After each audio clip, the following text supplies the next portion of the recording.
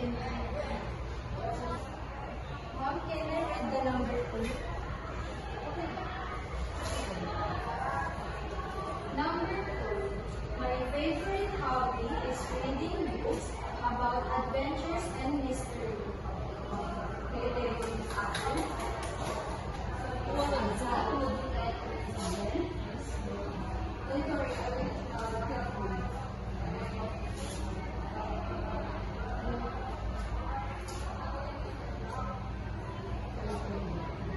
I will read first, then you repeat after me. So, we decided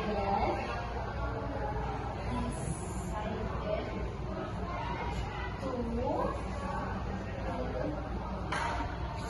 reset part at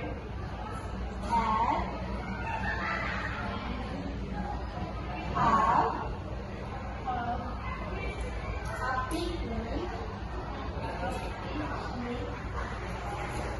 on Sunday.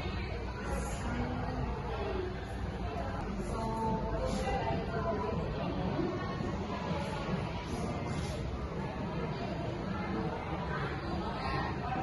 I'm sorry, I can't read the sentence. Words in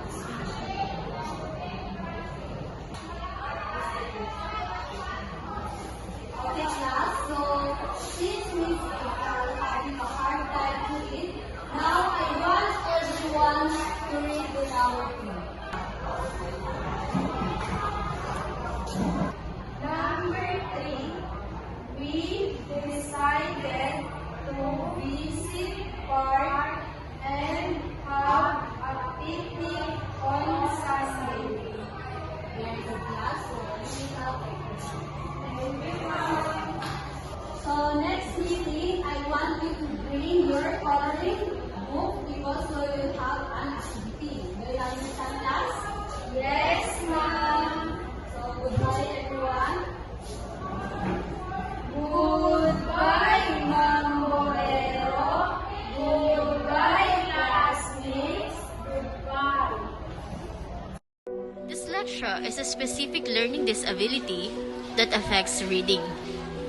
It's characterized by difficulties with accurate and or fluent word recognition and by poor spelling and decoding abilities.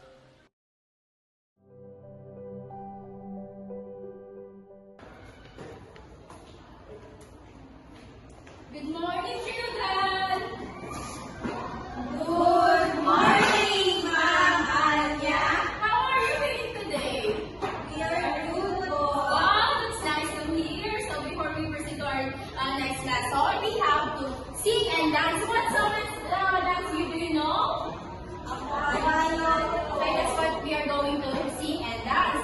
And let's start in 3, 2, 1, go! Ako ay may lobo, lumipad sa langit, di mo lang nakita, utok na pala, sayang ang pera ko.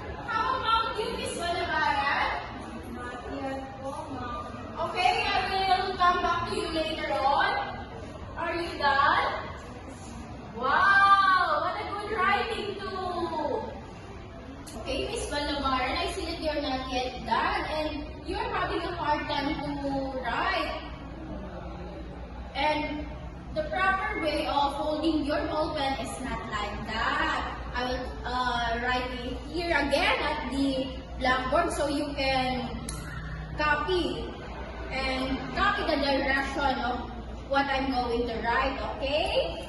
Yes, ma'am. Okay. So here, form a line like this. And next, it's not how you hold your ball pen. It should be like this. Can I borrow your notebook, Miss Ates? Yes, ma'am. Thank you. It should be like this.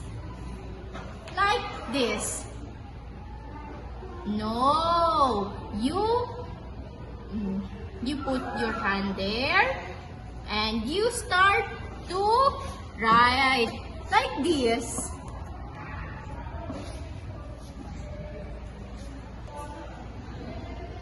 Ma'am, I can't. It's painful. Oh, it's okay. Don't worry. We can try next time. Yes, ma'am.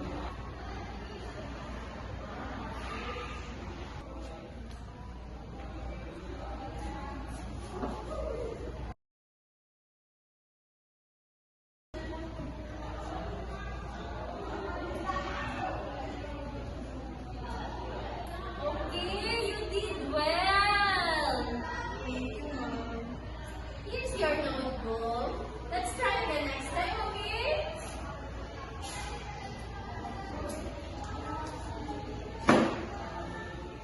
Okay, children, clap yourselves. You all did well. Congratulations. And that's all for today. You may now leave the classroom. Thank you, ma'am. Dysgraphia is a learning disorder that impacts writing abilities. It's not just about poor handwriting. It involves difficulty with the physical act of writing and organizing thoughts on paper.